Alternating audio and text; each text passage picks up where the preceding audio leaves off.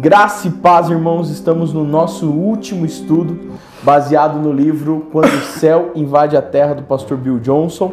E hoje nós vamos responder as perguntas enviadas por vocês, né, pelas nossas redes, e aí a gente vai poder tratar um pouquinho sobre isso. Você prepara aí o seu estudo na sua casa, você líder, auxiliar. Se você tiver alguma outra pergunta para conversar com o seu pessoal, fique à vontade. Use esse tempo para tirar todas as dúvidas, para que não fique nada para trás, porque a gente já está se preparando para começar um novo estudo, começar um novo tempo, e eu tenho certeza que você vai ser abençoado poderosamente.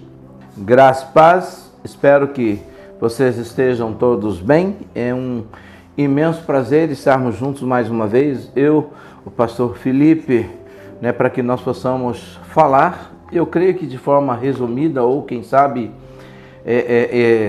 responder algumas perguntas. A nossa intenção aqui não é discorrer o livro todo, mas trazer à lembrança algumas coisas que nós estudamos.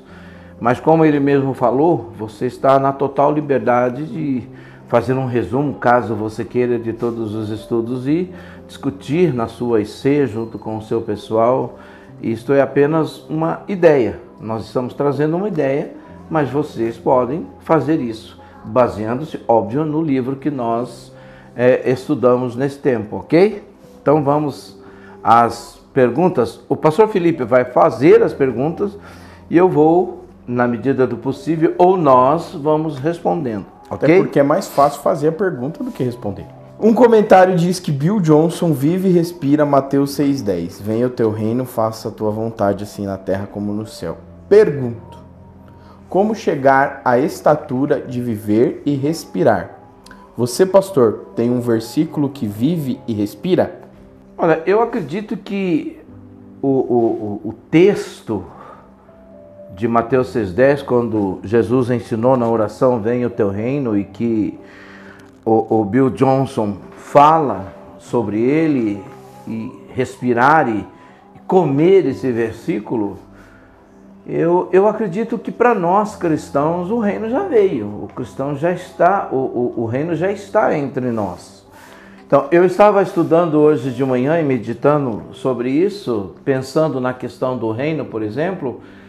O reino já está entre nós. Quando Jesus enviou seus discípulos, ele diz: olha, anunciem, preguem, falem que é chegado até eles, ou é chegado até nós o reino de Deus. O reino de Deus já está entre nós e o reino de Deus está entre nós. Respirar esse reino é você ter convicção de que você está nele, de que você faz parte dele. Sim. De que Jesus te colocou dentro desse reino, você é um agente, um morador, um filho desse reino. Eu acredito que todos os versículos da Bíblia, principalmente quando nós olhamos para o Novo Testamento, ele nos incute nisso. E eu creio que um versículo que eu respiro é João 3,16. E falando na primeira pessoa, porque Deus me amou de tal maneira que deu o seu Filho unigênito para que eu, assim como você crendo, não venhamos a perecer, mas tenhamos a vida eterna. Na verdade, ele está falando: olha, você está dentro desse reino, você faz parte desse reino. E respirar esse reino, eu creio que não é só ter ele para mim, mas também poder falar e anunciar para que outras pessoas conheçam esse reino, que é uma responsabilidade minha, do pastor Felipe e sua, tornar o reino de Deus conhecido na terra.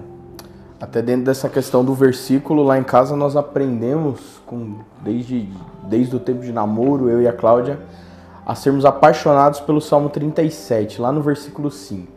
Entrega o teu caminho ao Senhor, confia nele, e o resto ele faz, ele cuida, ele direciona as nossas vidas. Isso é um fato, É uma verdade que se aceita pela fé, sempre. Sim. Pela fé.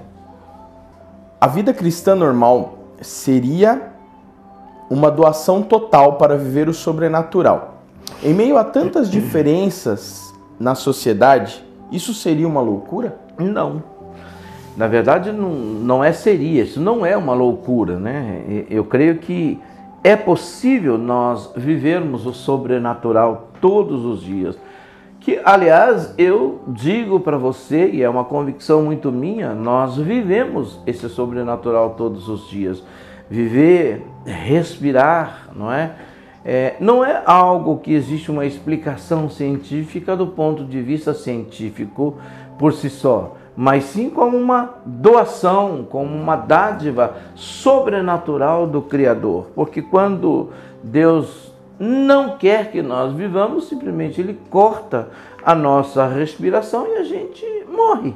A gente deixa esse mundo, não é? Então, viver o sobrenatural de Deus no meio de tantas diferenças dessa sociedade, eu creio que o que é esse sobrenatural do ponto de vista social? Amar o mundo que se odeia, não é? Aceitar as pessoas que são rejeitadas, você ter sempre um coração bondoso e pronto a ajudar as pessoas que ninguém quer ajudar, estar sempre na brecha da oração, intercedendo, vendo e orando por aqueles que estão enfermos, que estão moribundos em uma cama, outros precisando e necessitados, ou seja, vivendo o amor de Deus.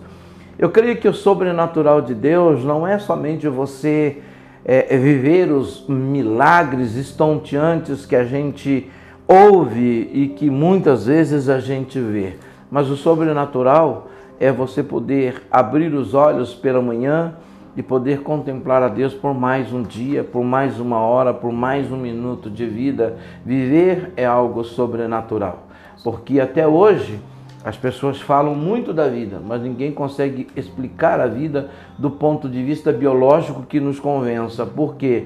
Porque a ciência não consegue fabricar o oxigênio, a ciência não consegue fabricar a vida como a vida, e isso é o sobrenatural. Sim. Você estar vivo é a maior prova de que Deus existe, porque viver é sobrenatural. Amém.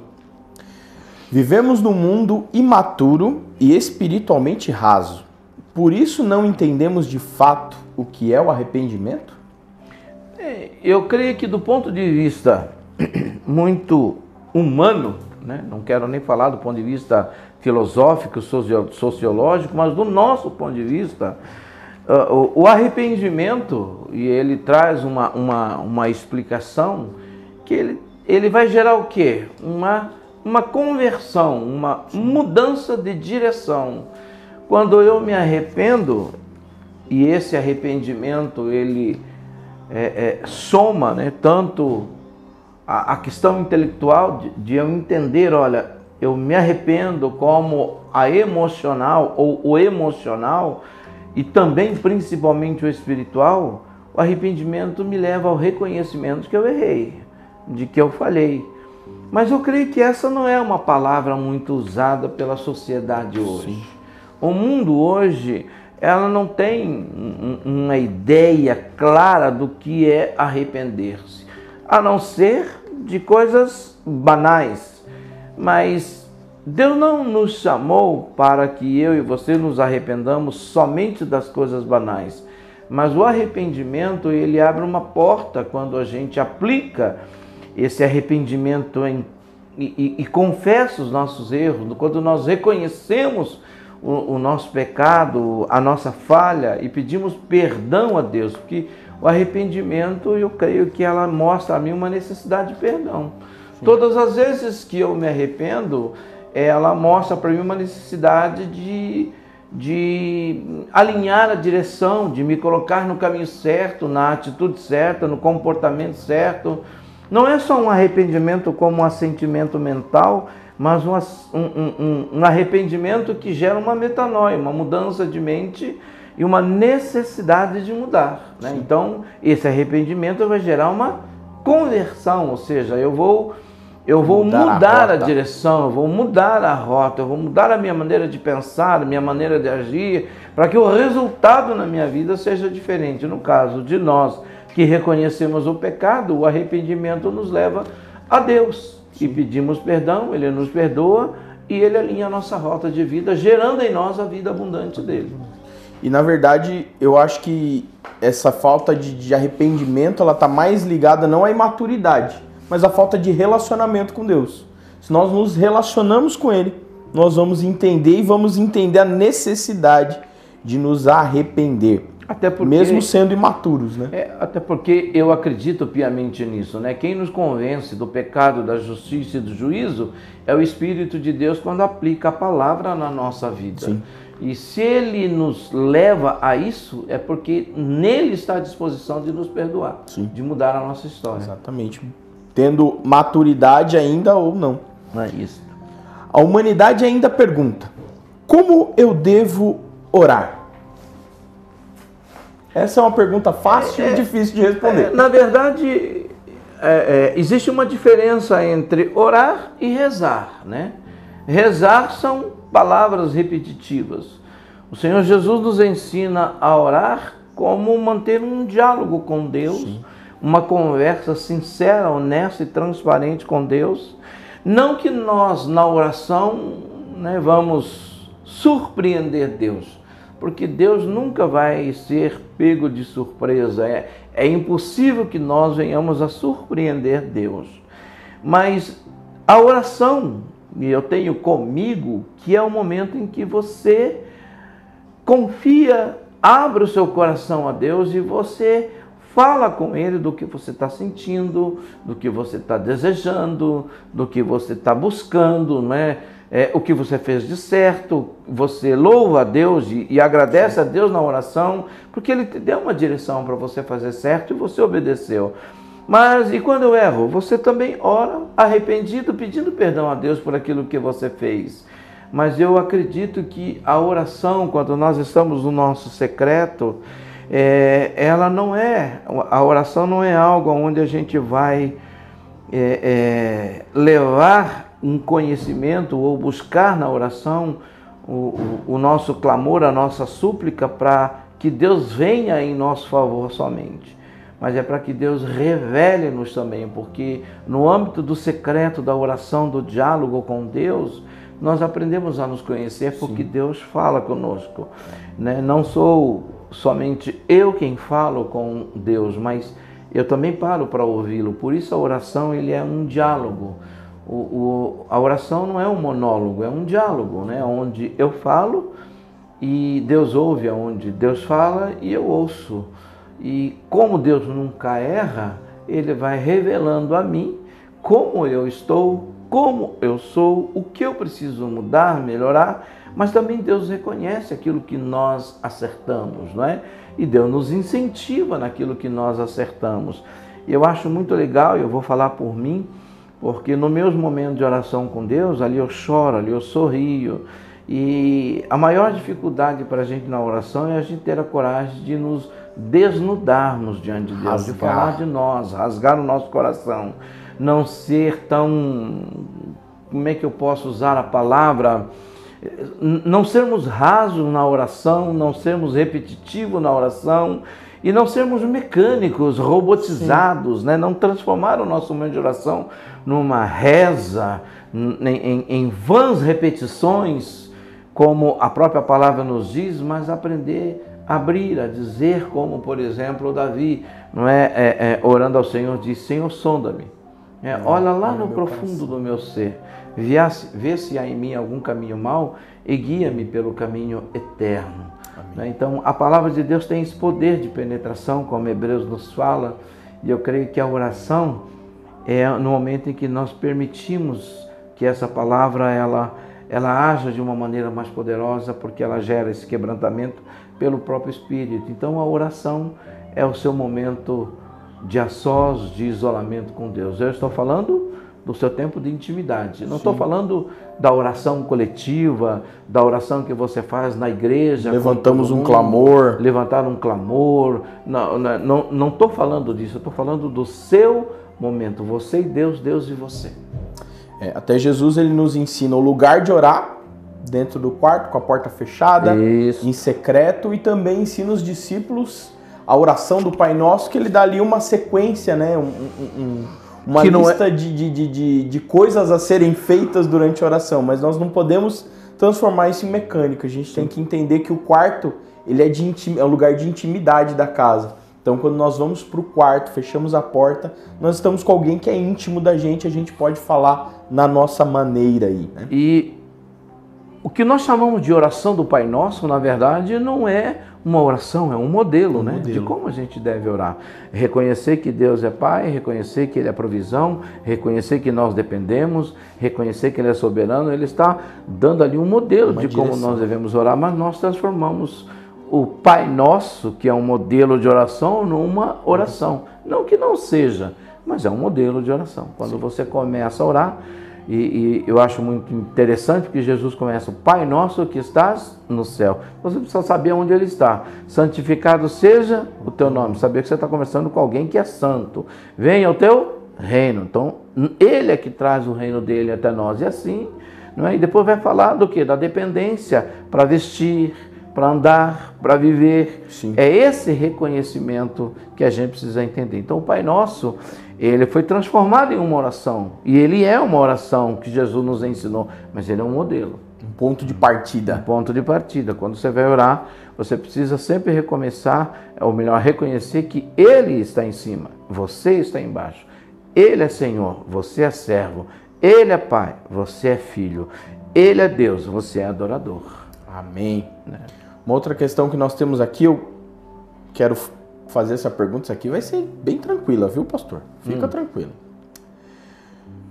As pessoas que são cheias do Espírito Santo, elas precisam olhar mais para o reino de Deus? Você acha que tem essa falta hoje das pessoas que são cheias do Espírito de Deus? Ou você acha que está caminhando bem nessa parte? As pessoas estão olhando para o reino, estão servindo ao Senhor, estão atuantes na obra, todos aqueles que estão cheios de Deus? Eu acredito, né, e ele essa questão de estar cheio de Deus, as pessoas às vezes elas entendem, principalmente nós, né, cristãos, entendemos de estar cheio de Deus e de estar transbordantes de Deus. A gente entende como algo que, eu vou usar um termo aqui, que nos engorda, que nos torna obeso de poder e de unção. Eu lembro uma vez que um jovem da nossa igreja pediu para eu dar uma carona para ele, porque ele ia para o monte orar, né? E eu perguntei para ele: o que você vai fazer no monte? Ele falou: eu vou orar, eu vou buscar poder de Deus, eu quero estar cheio de Deus. Eu falei: poxa, que bom. Perdão. E eu perguntei para ele: mas para que você quer ser cheio de Deus? Ah, pastor, eu quero ser cheio de Deus porque eu quero ser cheio de poder, eu quero ter essa unção, Aí eu perguntei para ele assim: você visita os enfermos? Ele disse: não. Você ora pelos enfermos também? Não. Você ora pelos que estão possessos? Vai fazer um projeto de libertação? Não. Você evangeliza? Também não. Falei: então para que você quer poder? Para que você quer estar transbordante do Espírito Santo? Você quer ficar obeso de poder? Poder é algo que, se eu não uso, eu não tenho por que ter, né? Sim. E quem tem uma vida e está cheio do Espírito Santo, ele não está somente focado em Deus, e ele recebe de Deus e distribui para as pessoas, ele vai levar para os necessitados.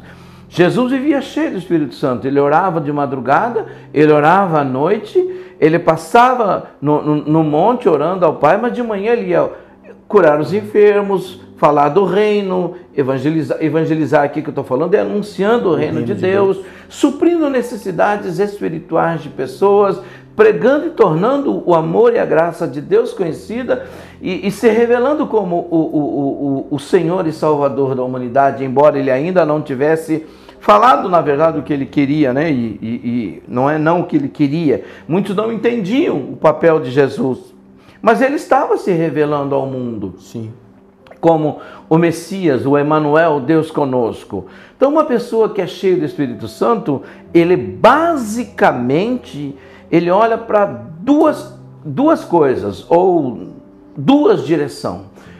Primeiro, ele olha para Deus, o autor e consumador da sua fé, e o segundo, ele olha para o pobre, para o necessitado. E aqui necessitado não é o necessitado de comida, de bebida, de roupa também, mas principalmente de salvação, de libertação, de ser livre do laço do pecado. Ele está preocupado em anunciar o Evangelho, em levar paz àquele que não tem, em levar saúde àquele que está doente, em levar vida ao que está morto. Uma pessoa cheia do Espírito Santo, ela é incomodada todos os dias a tornar conhecido a graça de Deus neste mundo. Então, não é ser cheio do Espírito Santo para ficar rodopiando, não é para ser, isso é um poder, é uma autoridade, é um enchimento que a gente recebe para ser usado. Sim. Aquele que não usa, não tem por que ter, né?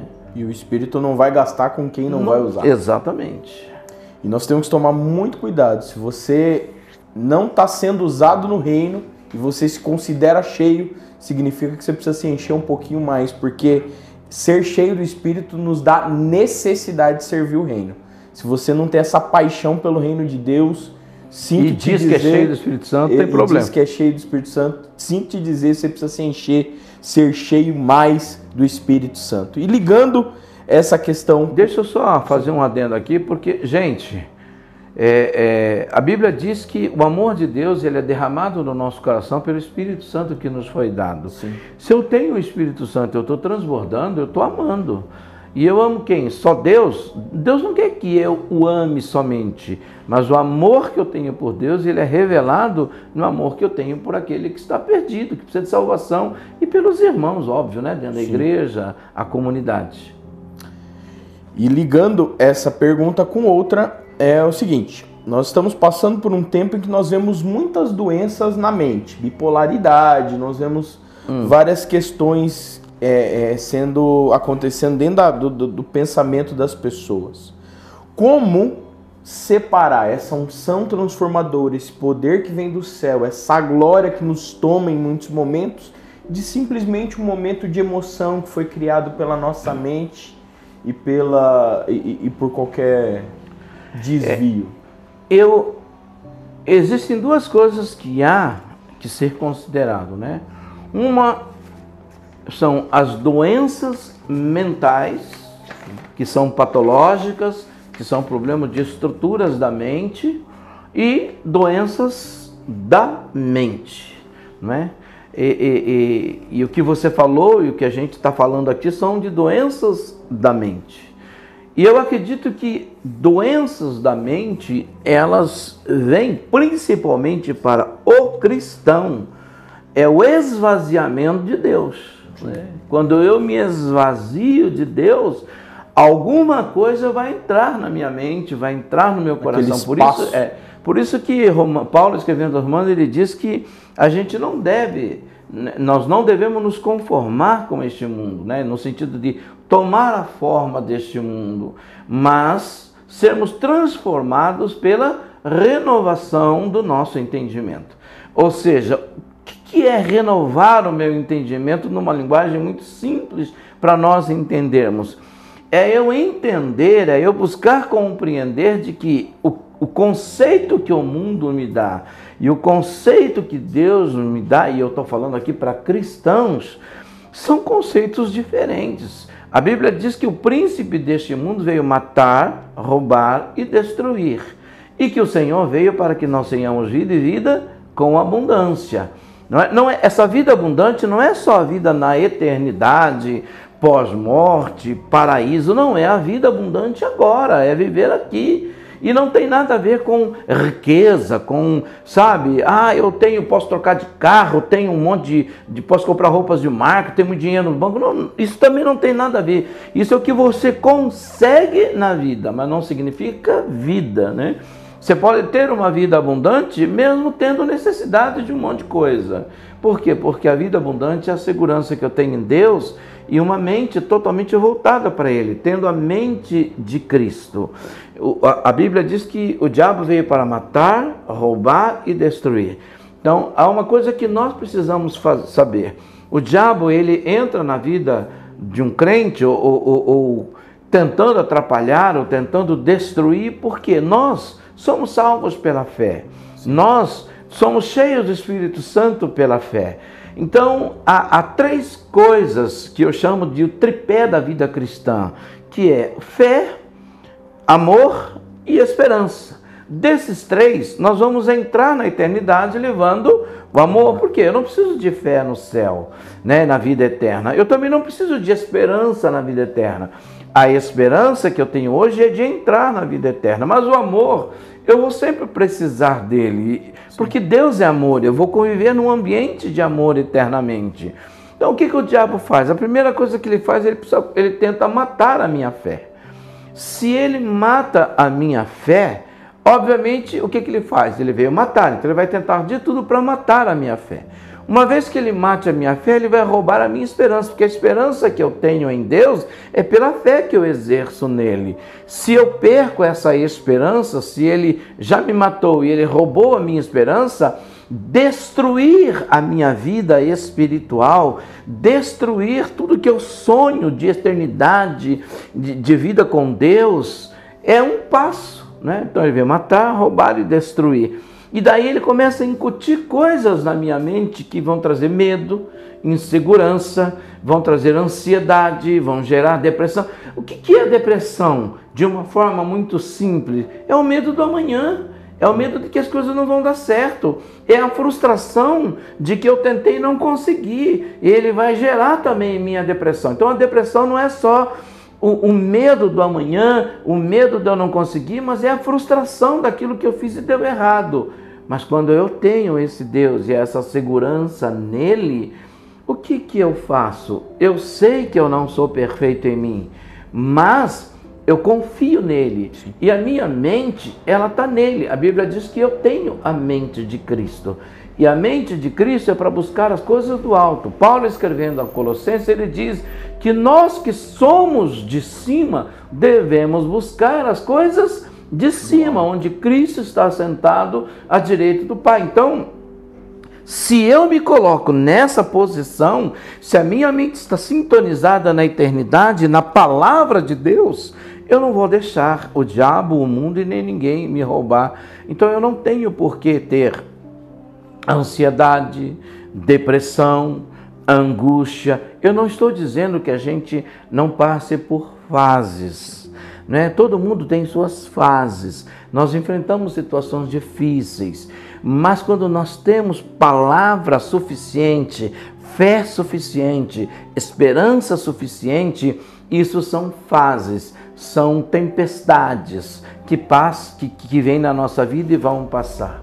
Eu lembro que ainda criança na minha cidade, eu tinha muito medo das tempestades. E eu lembro que meu avô falava para mim assim: filho, você não tem por que ter medo da tempestade, porque depois da tempestade só tem uma coisa que pode vir, o sol.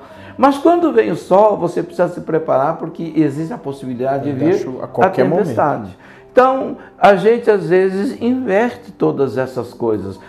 As tempestades, elas nos assustam? Sim, nos assustam. Mas depois delas só podem vir o sol. Se a gente está seguro em Deus, a gente vai passar. Então não tem por que a gente ter medo do amanhã, ter ansiedade. Como eu disse, todas essas coisas é possível de nós termos, desde que elas não nos controlem, mas que nós as controlemos. E aí a gente dá um basta nisso, em Cristo Jesus, sempre nele. Amém. O choro pode durar a noite, mas sempre vem a alegria pela manhã. Amém? Pastor Gerson, pode falar. Meu Deus, é possível ensinar dons? Eu posso, por exemplo, eu sou profeta e eu posso ensinar alguém a ser um profeta? Eu posso ensinar alguém a exercer o ministério profético. Ensinar alguém a ser um profeta, não, porque se ser profeta é um dom, eu posso ensiná-lo a exercer a partir do conhecimento, mas eu não posso gerar profetas, né? Quem gera profetas é Deus. Amém. Então, você só ensina a caminhar, quem dá o dom é o Espírito Santo. Se alguém chegar para você e falar assim: olha, eu vou te ensinar a ser profeta, você fala: o que você está querendo dizer? Pregador da palavra de Deus? Proclamador do Evangelho? Amém, não. Eu vou ensinar você a profetizar a palavra. Fala: isso é papel do Espírito Santo, e ele não passou isso para ninguém. Eu já vi até curso de falar em línguas, irmãos. Toma muito cuidado com isso, que nós não temos base bíblica para isso. Se alguém te anunciar um curso de como falar em línguas, eu vou falar uma coisa para você, hein?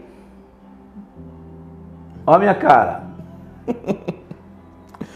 Se ora muito pela essa pessoa, porque essa pessoa precisa perder a língua. Pastor, somos chamados por Deus, amém? Amém. E dentro do nosso chamado nós sofremos lutas, ataques do diabo, ataques do inferno. Em muitos momentos nós perdemos, por alguns momentos, a convicção, nós temos dúvidas, nós passamos por esses momentos.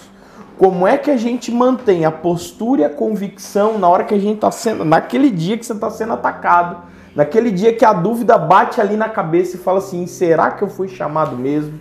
Será que Deus me encheu mesmo? Será que alguma coisa aconteceu mesmo? O que a gente faz? Existe uma coisa, pastor Felipe, que é muito importante a gente pensar. O Evangelho, ele não tem a intenção de nos alienar, né? E eu sempre falo que a melhor maneira de você ser uma pessoa espiritual é ser humano. É nunca negar a sua humanidade. Nós somos humanos. Sim. E como ser humano, nem sempre você está bem, mesmo sendo um cristão. Jesus, por exemplo, no Getsemane, ele disse, a minha alma está angustiada até a morte. Fala, poxa vida, Jesus passar por angústia? Sim. O homem Jesus ia passar por um caminho que ele nunca passou, como Deus disse para Josué, você vai passar por um caminho que você nunca passou antes. E ele ficou angustiado e angustiado até a morte. Foi uma noite terrível para Jesus, né? Nós lemos o texto e diz que os anjos vieram consolar ele naquela noite, porque não foi um momento fácil. Então, é natural, né? Elias, ele teve o seu momento de depressão. Jonas teve o seu momento de depressão. Tantas pessoas tiveram. Paulo disse que ele entrou numa situação de tristeza e de angústia, que ele passou perto da morte. Sim. Nós temos a nossa humanidade, a gente não pode negar isso. Nós não podemos nos alienar. Jesus, quando ele nos salvou, ele nos fez uma nova criatura, não é? Ele nos gerou um homem e uma mulher espiritual, mas ele não eliminou a nossa natureza terrena, a nossa natureza humana. Nosso corpo ainda está aqui. Sim. Eu aceitei Jesus com 22 anos de idade, hoje estou com 62 e eu envelheci, ou seja, o fato de eu ter nascido de novo não bloqueou meu envelhecimento, não bloqueou as minhas lutas, muito pelo contrário, não é? Mas qual é o nosso nível de confiança em Deus? Sim. Qual é o nosso nível de esperança em Deus?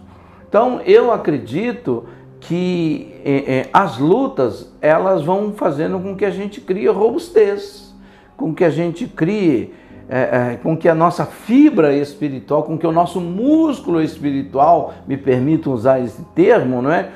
E com que a nossa resistência espiritual seja maior. E a gente precisa aprender no meio de tudo isso, no meio dos reveses, no meio das lutas.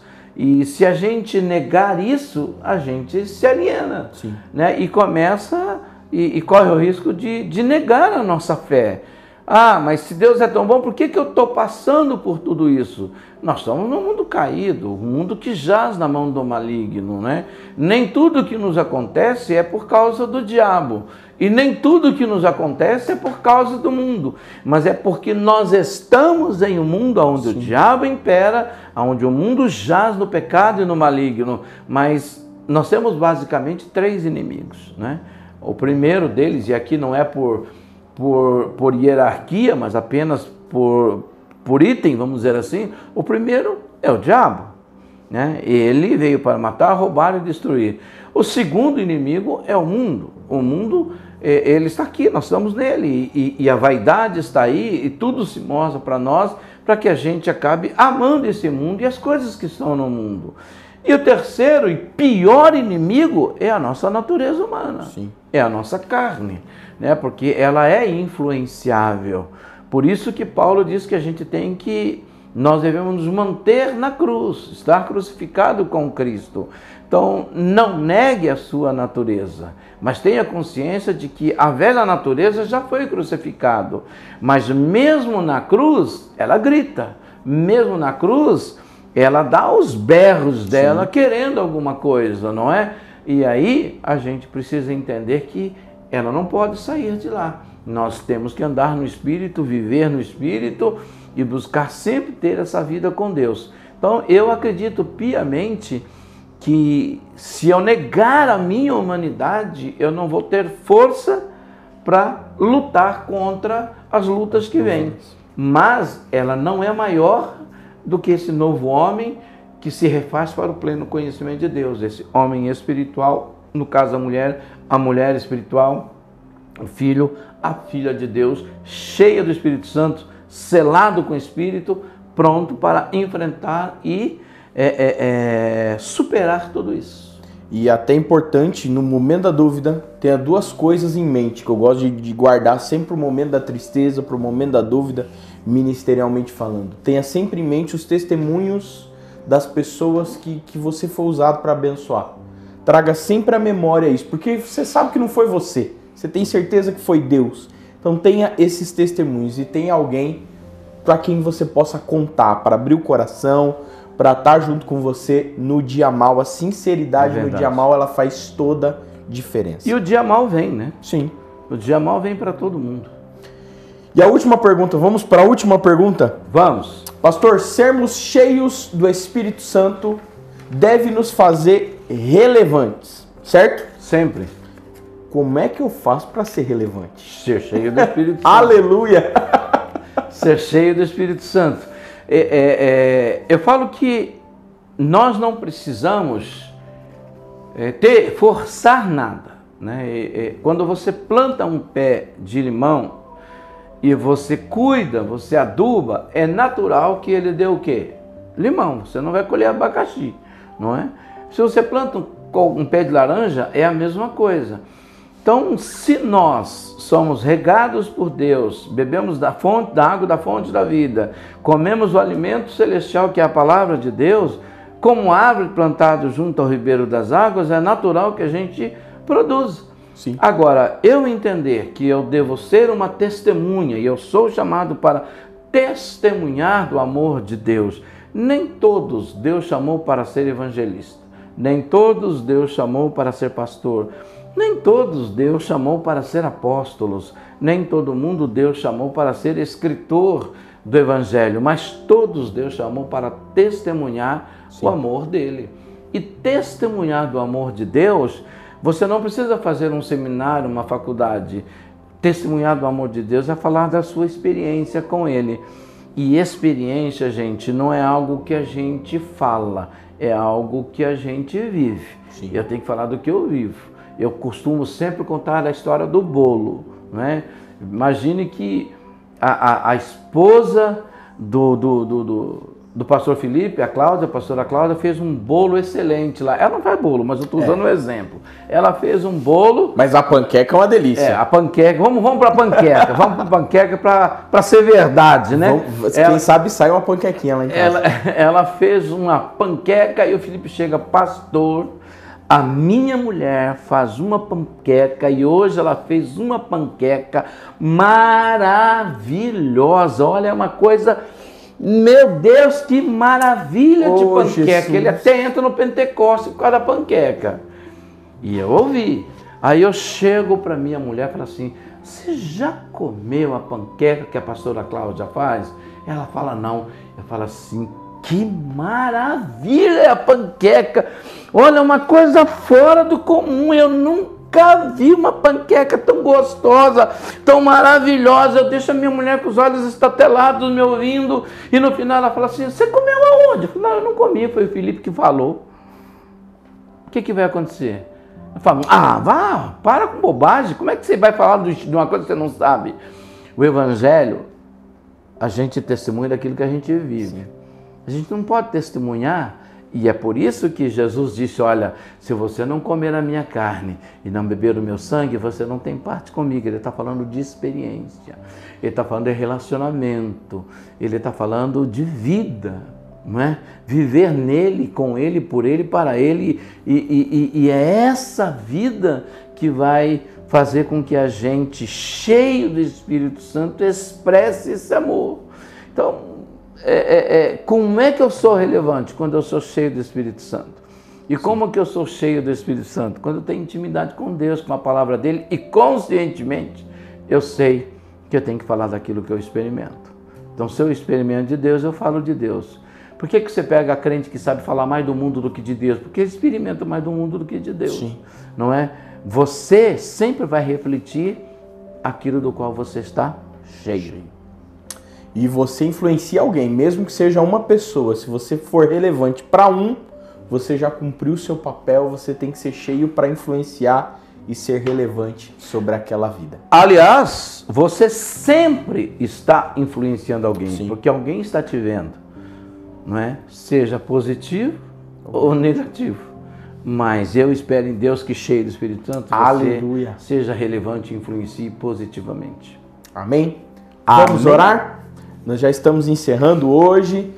Que Deus abençoe a sua IC, a sua reunião, o seu pessoal. Que vocês tenham uma reunião abençoada, amém, cheia do poder, amém, e da unção do Senhor. Amém. Pastor Gerson vai orar para encerrarmos. Um grande abraço, um prazer estar com vocês. E a semana que vem a gente vai começar com um estudo chamado Mordomia Cristã. Ah, o senhor vai falar de dinheiro? Não vou falar de dinheiro somente. Nós vamos falar de tudo que envolve mordomia. Aliás, eu acho que você precisa aprender sobre mordomia, assim como eu. Então a gente vai estudar sobre mordomia. E a primeira lição, o que é mordomia, o significado de tudo isso, são lições curtinhas para vocês debaterem, para vocês conversarem nas ICs. Vai ser uma bênção. Eu e o pastor Felipe estaremos escrevendo essa lição. Ah, pastor, eu vou procurar um livro sobre mordomia. Não procure um livro a não ser a Bíblia, porque nós vamos nos basear na palavra, amém, de Deus. Amém? Vamos orar? Pai, em nome de Jesus, glorificado seja o nome do Senhor. E nós te agradecemos por esse momento. Aleluia. Pai, eu quero te louvar pela vida do Bill Johnson, que nos inspirou pelo teu Espírito a estudar, amém, o livro, e um livro precioso, algo que trouxe grandes ensinamentos para nós. O teu servo, de fato, papai, foi um instrumento do Senhor para nos abençoar, aleluia, com os seus testemunhos, com o que ele escreveu, e eu tenho certeza, porque a minha vida foi enriquecida com os aprendizados. É verdade. Agora, Pai, abençoe a tua igreja, abençoe os nossos irmãos, abençoe-nos também nessa nova lição que vamos começar a semana que vem, e que seja um tempo precioso de crescimento, para a tua glória, um tempo precioso do conhecimento da tua verdade, aplicação da tua verdade nas nossas vidas, e tudo isso nós declaramos que é para a glória, louvor e honra do nome do teu, amém, amado Filho Jesus Cristo. Pai, nós te amamos, nós te glorificamos, e nós te agradecemos pela vida da tua igreja, de cada irmão, de cada irmã, e que o teu nome seja exaltado em tudo o que fazemos, no nome de Jesus. Amém. Amém. Deus te abençoe, boa IC, estamos juntos. Deus abençoe, estamos juntos.